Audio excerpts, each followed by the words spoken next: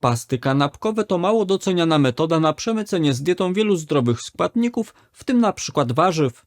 I dziś podam Państwu w mojej ocenie najzdrowsze i najsmaczniejsze pasty kanapkowe, które nie tylko będą zwykłym dodatkiem do kanapek, a przede wszystkim, które to wzmocnią zdrowie na wielu płaszczyznach. Warto oglądać do końca, bo opowiem też, jakie rodzaje chleba są najzdrowsze. Będzie także kilka słów o chlebach bez mąki i o mąkach niezbożowych. Najpierw dwa słowa, u kogo sprawdzą się pasty kanapkowe. Jak chodzi o samo zastosowanie kulinarne, to przede wszystkim od razu podkreślę, że pasty kanapkowe nadadzą się nie tylko jako dodatek do kanapek, na co wskazywałaby ich nazwa, ale warto je podawać w formie dipu do omletów, sałatek, grillowanego mięsa czy dań makaronowych i na bazie ryżu. Można je też z powodzeniem wykorzystać jako farsz do pierogów lub ravioli. Sprawdzą się również jako element przekąski, w tym na przykład jako dodatek do samodzielnie przygotowanych chipsów z tortilli. Czyli jeśli nawet nie spożywają Państwo pieczywa, to pomysły na pasty kanapkowe, którymi za chwilę się z Państwem podzielę, można zastosować na wiele innych sposobów. Poza tym pasty kanapkowe przygotowuje się bardzo szybko, co myślę, że dla wielu osób jest sporym atutem. Jak chodzi zaś bardziej o kwestie zdrowotne, to pasty kanapkowe są dobrym rozwiązaniem dla osób, które na przykład zbyt często nie spożywają warzyw. W postaci past można zaś przemycić ich spore ilości. Do tego pasty kanapkowe sprawdzą się u osób, które mają problemy z uzębieniem i które to mogą mieć problemy z pogryzieniem różnych składników. Poza tym, jak zaraz się Państwo przekonają, pasty kanapkowe to źródło wielu ważnych składników, ich regularne włączanie do jadłospisu można potraktować jako element zapobiegający niektórym chorobom i wspomagającym ich leczenie, jeśli już się one pojawią. Teraz już przejdę do omówienia 7 wybranych przeze mnie past kanapkowych, które uważam za jedne z najbardziej wartościowych. Każdą z nich krótko omówię, zaś w międzyczasie na ekranie pojawi się dokładny sposób ich przygotowania. Będą mogli zatem Państwo zatrzymać w danym momencie film i przepisać sobie niezbędne informacje. Pierwszym pomysłem jest pasta z awokado i wędzonego łososia. Przy czym tu podkreślam, aby wybierać łososia wędzonego na zimno. Jest to pasta wysokotłuszczowa, która będzie odpowiednia na przykład dla osób stosujących dietę o obniżonej zawartości węglowodanów, w tym dietę ketogeniczną. Łosoś to doskonałe źródło wielonienasyconych kwasów tłuszczowych omega-3 w postaci kwasu eikozapentanowego, czyli EPA, i kwasu dokozaheksanowego, czyli DHA.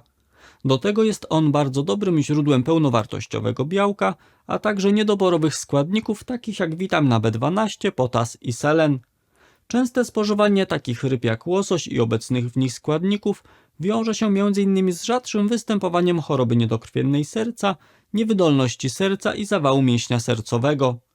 Innymi korzyściami zdrowotnymi są złagodzenie chorób stawów, zapobieganie demencji, poprawa pamięci, a także ochrona przed sarkopenią, czyli postępującą wraz z wiekiem utratą masy i siły mięśni, która u osób starszych jest przyczyną niepełnosprawności. Jak chodzi zaś o awokado, to według literatury fachowej również i ono zapobiega chorobom sercowo-naczyniowym, w tym zmniejsza ryzyko pojawienia się choroby wieńcowej i nadciśnienia tętniczego. Do tego awokado chroni cholesterol krążący w naszej krwi przed szkodliwym utlenianiem, a w związku z tym działa ono przeciwmiażdżycowo. Warto też wspomnieć, że awokado podobnie jak łosoś odznacza się wysoką zawartością potasu. A to tylko potwierdza fakt, że łosoś i awokado w pewnym stopniu potęgują swoje działanie prozdrowotne i warto je spożywać razem.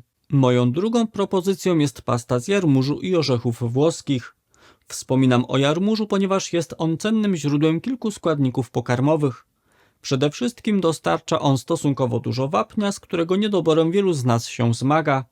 I co ważne, przeprowadzone badania pokazały, że wapń pochodzący z jarmużu wchłania się nawet dwukrotnie lepiej niż wapń pochodzący z produktów mlecznych. Do tego jarmuż to bardzo dobre źródło witaminy K1, która zapobiega niebezpiecznemu zwapnieniu naczyń krwionośnych. Zresztą przeprowadzone badania pokazały wprost, że jarmuż hamuje wspomniane zwapnienie tętnic i w ten sposób zapobiega miażdżycy. No i nie należy zapominać też o tym, że jarmuż jest wysoce zasobny w witaminę C. Do tego w literaturze naukowej znajdziemy informację, że jarmuż, jak i inne warzywa kapustne, wykazuje szerokie właściwości przeciwnowotworowe, jak również pomaga obniżyć skurczowe ciśnienie tętnicze. Z kolei orzechy włoskie usprawniają funkcjonowanie naczyń krwionośnych, zmniejszają ryzyko choroby wieńcowej, usprawniają pracę mózgu, w tym poprawiają pamięć i koncentrację, chronią przed stłuszczeniem wątroby i co ciekawe badacze zauważyli, że osoby, które często po nie sięgają, rzadziej doświadczają depresji i pogorszonego nastroju.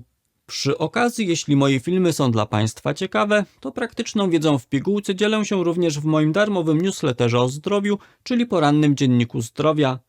Taka nazwa wynika z tego, że newsletter wysyłam od poniedziałku do piątku o 6 rano do porannej kawy lub herbaty.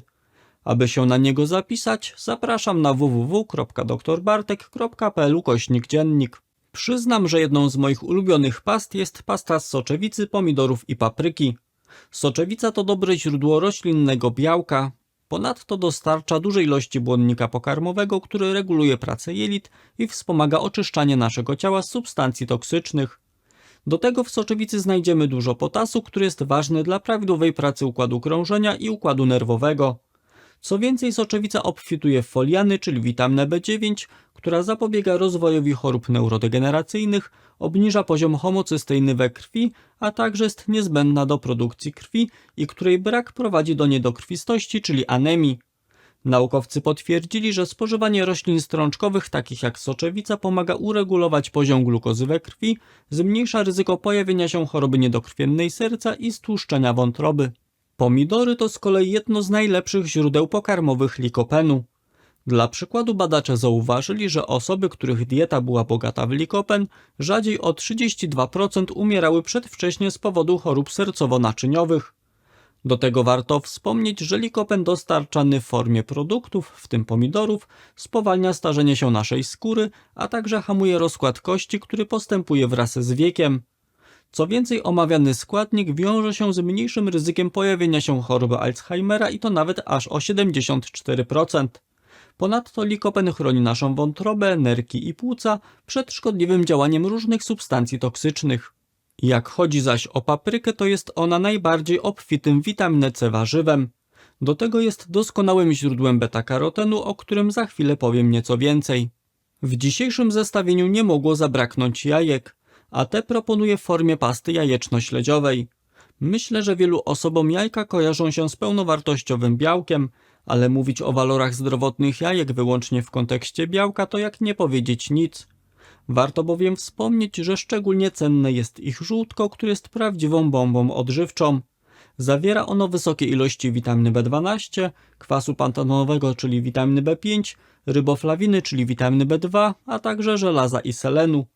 Należy też wiedzieć, że dość unikalnym składnikiem w jajkach jest cholina, która w zadowalających ilościach występuje w naprawdę niewielu produktach. Wystarczy zjeść 2 jajka, aby pokryć dobowe zapotrzebowanie na cholinę w około 100%. Cholina zaś to składnik, który zapobiega stłuszczeniu wątroby, usprawnia pracę mięśni, poprawia pamięć i koncentrację, obniża poziom homocysteiny, działa przeciwnowotworowo i chroni przed pojawieniem się demencji i choroby Alzheimera. Jak chodzi o śledzia atlantyckiego, to jemu możemy przypisać właściwości zdrowotne charakterystyczne dla łososia, o których przed chwilą Państwu powiedziałem. A to dlatego, że również i śledź jest zasobny w kwasy tłuszczowe omega-3, witaminę B12, selen, żelazo i dobrej jakości białko, które składa się z wysokich ilości leucyny, ważnej dla wzmocnienia naszych mięśni. Zdrowym rozwiązaniem będzie też pasta marchewkowa z dodatkiem czarnuszki i nasion słonecznika. Poza tym, że marchew dostarcza duże ilości błonnika pokarmowego, to słynie przede wszystkim z wysokiej zawartości beta-karotenu, czyli silnego przeciwutleniacza.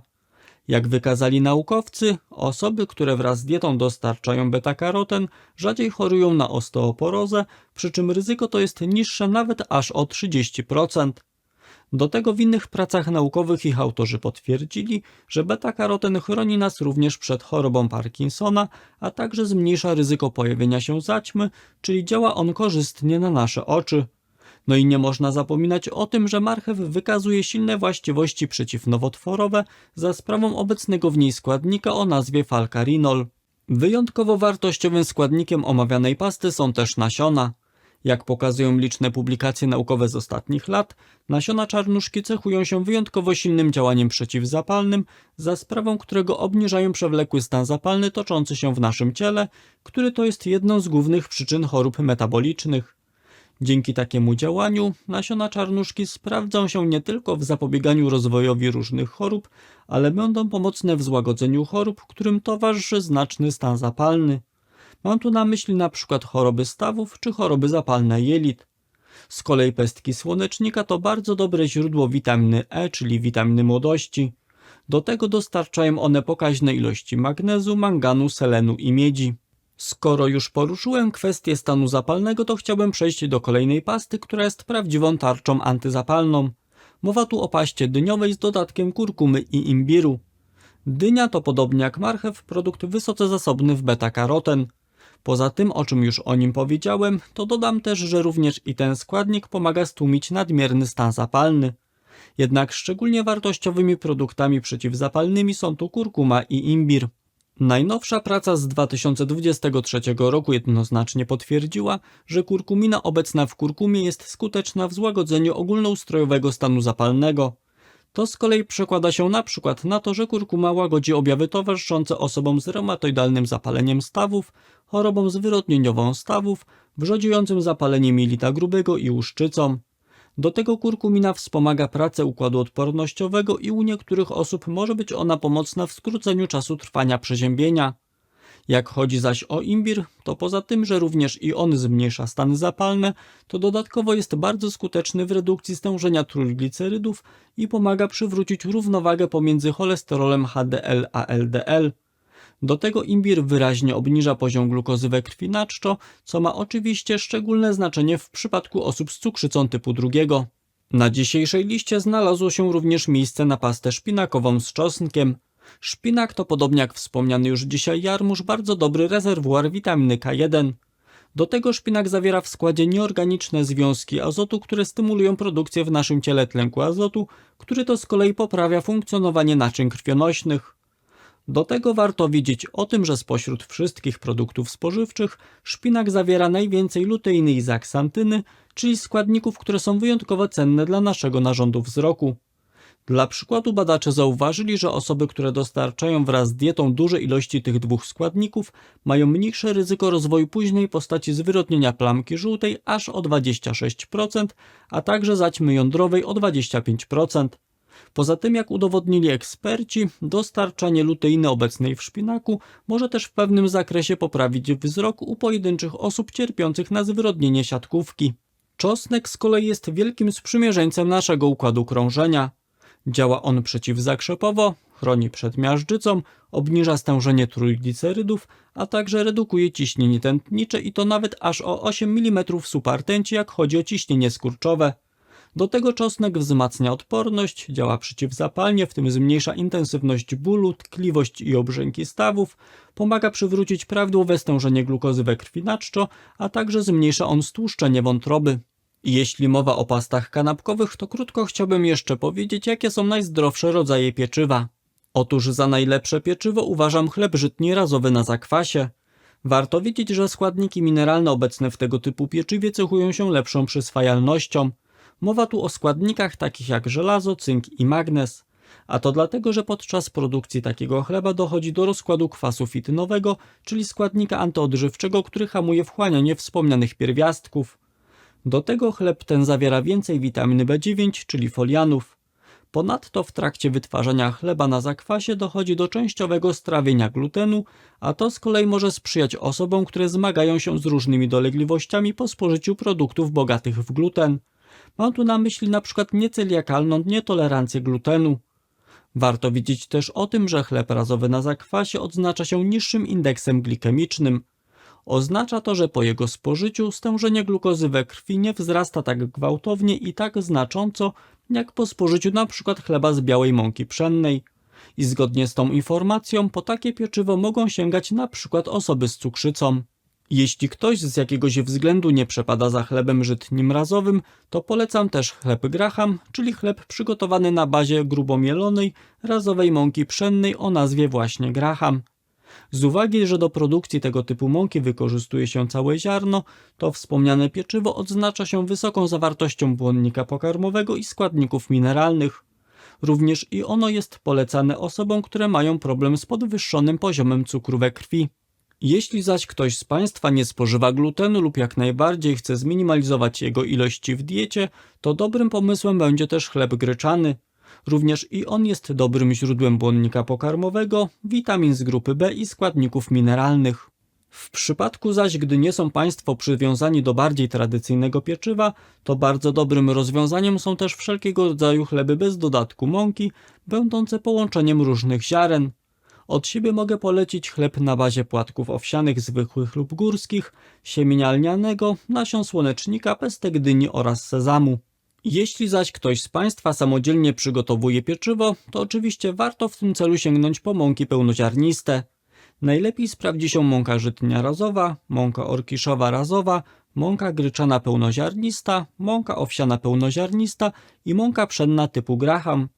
Jak chodzi o typowe mąki, to właśnie te przeze mnie wymienione cechują się najwyższą wartością odżywczą i mimo, że zawierają one węglowodany, to nie podnoszą znacząco poziomu cukru we krwi. W mojej ocenie bardzo ciekawym i zdrowym rozwiązaniem są też mąki niezbożowe, szczególnie te, które odznaczają się wyższą zawartością białka i tłuszczu oraz niższą zawartością węglowodanów. Warto więc zainteresować się mąką łubinową, konopną, bambusową, migdałową, kokosową i sezamową. Zazwyczaj tego typu mąki wykorzystuje się albo w połączeniu z jakąś mąką zbożową zawierającą gluten, albo wyłącznie samodzielnie.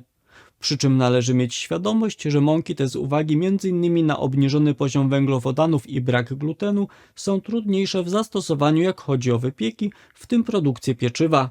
Dlatego też, aby z nich skorzystać, trzeba trafić na dobry przepis lub poświęcić trochę czasu na samodzielne ich przetestowanie. Liczę, że materiał ten okazał się praktyczny i że skorzystają Państwo z przepisu na którąś z podanych przeze mnie past kanapkowych.